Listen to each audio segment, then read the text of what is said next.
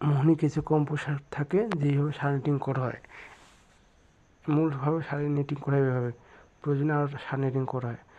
যে সার দানাটা সেটা পড়ে যাচ্ছে, আর যেটা সার দানা নয়, যেটা সার নয়, সেটা ওই দিক দিয়ে চলে যাচ্ছে। এইভাবে আমরা সার নেটিং করে থাকি। আমাদের এখানে কেঁচো পাবেন 15 থেকে 20,000। এখানে বিভিন্ন ধরনের জাত আছে, আফ্রিকান, অস্ট্রেলিয়ান, থাইল্যান্ড, ইউরোপিয়ান। এবং ভার্মি কম্পোস্ট পাবেন 12 টাকা থেকে 13 টাকা কেজি। ভার্মি কম্পোস্ট পাবেন 12 থেকে 13 টাকা কেজি।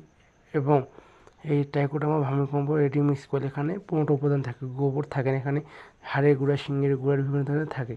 হাড়ের গুঁড়া, নিমখোল, শিংকুচি, কোকোপি সবগুলো এখানে মিশ্রণ হয়ে থাকে। শুধু গোবর সার মাত্র 12 টাকা কেজি।